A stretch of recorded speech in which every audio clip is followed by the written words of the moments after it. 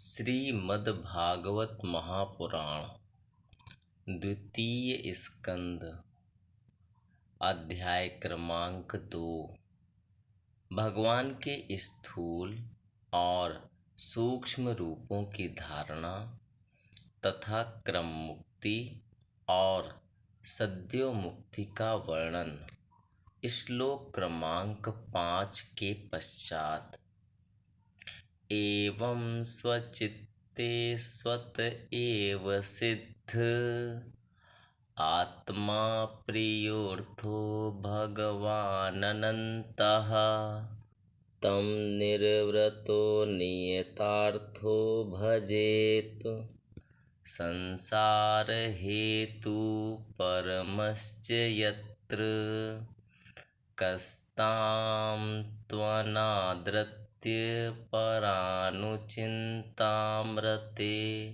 पशून् सतीं नाम युञ्जयात् पश्यञ्जनं पतितं वैतरण्यां स्वकर्मजान् परितापाञ्जुषाणम् केचित् स्वदेहान्तरहृदयावकाशे प्रादेशमात्रं पुरुषं वसन्तं चतुर्भुजं कञ्जरथाङ्गशङ्खगदाधरं धारणया स्मरन्ति प्रसन्नवक्त्रं नलिनायतेक्षणं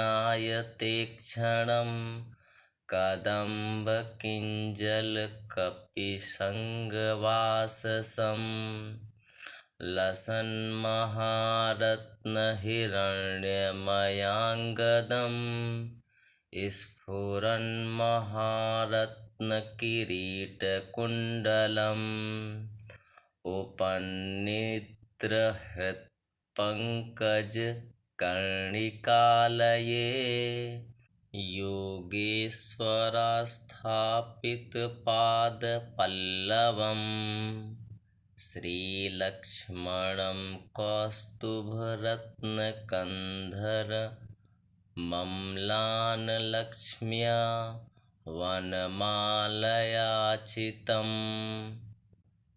विभूषितं मेखलयाङ्गुलीयकैर्महाधनैर्नूपुरकङ्कणादिभिः स्निग्धामलाकुञ्चितनीलकुन्तलैर्विरोचमानाननहासपेशलम् अदीनलीलाहसिते क्षणोल्लसद् भ्रूभङ्गसंसूचितभूर्यनुग्रहम् ईक्षेत चिन्तामयमेनमीश्वरं यावन्मनोधारणयावतिष्ठते। इस प्रकार विरक्त हो जाने पर अपने हृदय में नित्य विराजमान स्वतः सिद्ध आत्मस्वरूप परम प्रियतम परम सत्य जो अनंत भगवान है, बड़े प्रेम और आनंद से दृढ़ निश्चय करके उन्हीं का भजन करे, क्योंकि उनके भजन से जन्म मृत्यु के चक्कर में डालने वाले अज्ञान का नाश हो जाता है। पशुओं की बात तो अलग है, परंतु मनुष्यों में भला ऐसा कौन है जो लोगों को इस संसार रूप वैतरणी नदी में गिरकर अपने कर्मजन्य दुखों को भोगते हुए देखकर भी भगवान का मंगलमय चिंतन नहीं करेगा। इन असत विषय भोगों में ही अपने चित्त को भटकने देगा।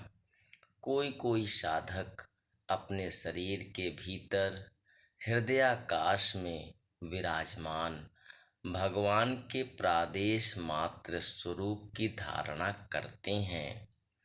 वे ऐसा ध्यान करते हैं कि भगवान की चार भुजाओं में शंख, चक्र, गदा और पद्म हैं। उनके मुख पर प्रसन्नता झलक रही है। कमल के समान विशाल और कोमल नेत्र हैं। कदम्ब के पुष्प की केसर के समान पीला वस्त्र धारण किए हुए हैं। भुजाओं में श्रेष्ठ रत्नों से जड़े हुए सोने के बाजूबंद शोभायमान हैं। सिर पर बड़ा ही सुंदर मुकुट और कानों में कुंडल हैं, जिनमें जड़े हुए बहुमूल्य रत्न जगमगा रहे हैं। उनके चरण कमल योगेश्वरों के खिले हुए हृदय कमल की कर्णिका पर विराजित हैं। उनके हृदय पर श्री वत्स का चिन्ह एक सुनहरी रेखा है। गले में कौस्तुभ मणि लटक रही है। वक्ष स्थल कभी न कुम्भलाने वाली वनमाला से घिरा हुआ है। वे कमर में करधनी, अंगुलियों में बहुमूल्य अंगूठी, चरणों में नूपुर और हाथों में कंगन आदि आभूषण धारण किए हुए हैं। उनके बालों की लटें बहुत चिकनी, निर्मल, घुंघराली और नीली हैं। उनका मुख कमल मंद मंद मुस्कान से खिल रहा है। लीलापूर्ण उन्मुक्त हास्य और चितवन से शोभायमान भौहों के द्वारा वे भक्त जनों पर अनंत अनुग्रह की वर्षा कर रहे हैं। जब तक मन इस धारणा के द्वारा स्थिर न हो जाए, तब तक बार बार इन चिंतन स्वरूप भगवान को देखते रहने की चेष्टा करनी चाहिए।